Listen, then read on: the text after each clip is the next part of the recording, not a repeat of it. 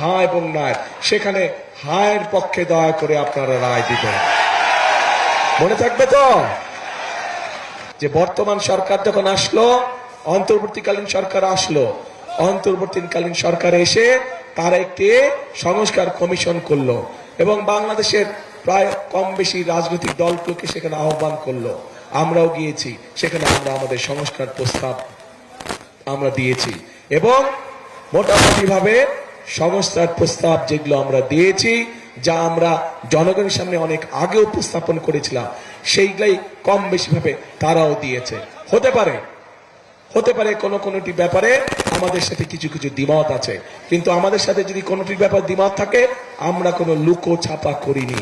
আমরা জনগণের সামনে প্রকাশ্যে বলেছি যে কোনটিতে আমরা সম্মত দিয়েছি এবং কোনটিতে আমাদের কিছু ডিসএগ্রিমেন্ট আছে, প্রকাশ্যে বলেছি। এখানে কোনো লুকো ছাপার কোনো বিষয় নাই।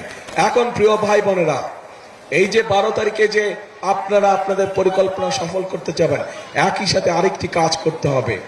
এই যেই অধিকার ফিরানোর জন্য আবু সাইদ নিজের জীবনকে উৎসর্গ করেছে, চট্টগ্রামে ওয়াসিম নিজের জীবনকে উৎসর্গ করেছে, এরকম হাজারো মানুষ যারা নিজের জীবনকে উৎসর্গ করেছে, তাদের মানুষের ভোটের অধিকার, কথা বলার অধিকার, অর্থনৈতিক অধিকার প্রতিষ্ঠার মাধ্যমে যেমন তাদের এই জীবন উৎসর্গকে আমরা মূল্যায়ন করতে পারবো, একইভাবে তাদের জীবন উৎসর্গকে মূল্যায়ন করতে হলে আমরা যে জুলাই সনদে স্বাক্ষর করেছি, সেই জুলাই সনদকেও আমাদের সম্মান করতে হবে। এবং সেজন্যই আপনাদের সকলকে অনুরোধ করব যে ধানের শীষে যেমন সিলটা দিবেন 12 তারিখে, একই সাথে আপনাকে যে দ্বিতীয় ব্যালট পেপারটি দিবে হ্যাঁ এবং না, সেখানে হায়ের পক্ষে দয়া করে আপনারা রায় দিবেন। মনে থাকবে তো?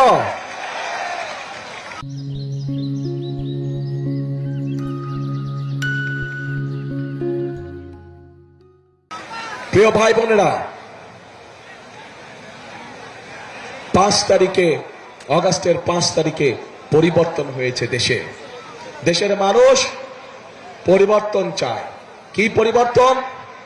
ফ্লাইওভার হবে বড় বড়, বিল্ডিং হবে বড় বড়, ঠিক আছে, হলে হবে, কিন্তু মানুষ তার নিজের ভাগ্যের পরিবর্তন চায়।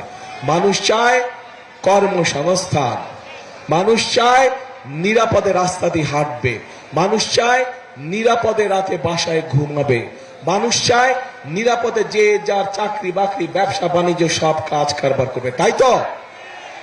কাজে সেই নিরাপদ ব্যবস্থা যদি তৈরি করতে হয়, তাহলে আপনাদেরকে সমর্থন লাগবে। আপনাদের সমর্থন থাকলে সেই নিরাপদ ব্যবস্থা ইনশাআল্লাহ বিএনপি বাংলাদেশে প্রতিষ্ঠিত করতে পারবে। কারণ বিএনপির অতীত ইতিহাস আছে, দেশের আইন শৃঙ্খলা কিভাবে নিয়ন্ত্রণ করতে হয় সেটি বিএনপি একমাত্র অতীতে দেখিয়েছে। বিএনপি দেখিয়েছে বলেই, বিএনপির অভিজ্ঞতা আছে বলেই বিএনপির পক্ষেই সম্ভব একমাত্র দেশের আইন শৃঙ্খলাকে সঠিকভাবে, শক্তভাবে নিয়ন্ত্রণ করা এবং শক্তভাবে মানুষের নিরাপত্তা প্রদান করা।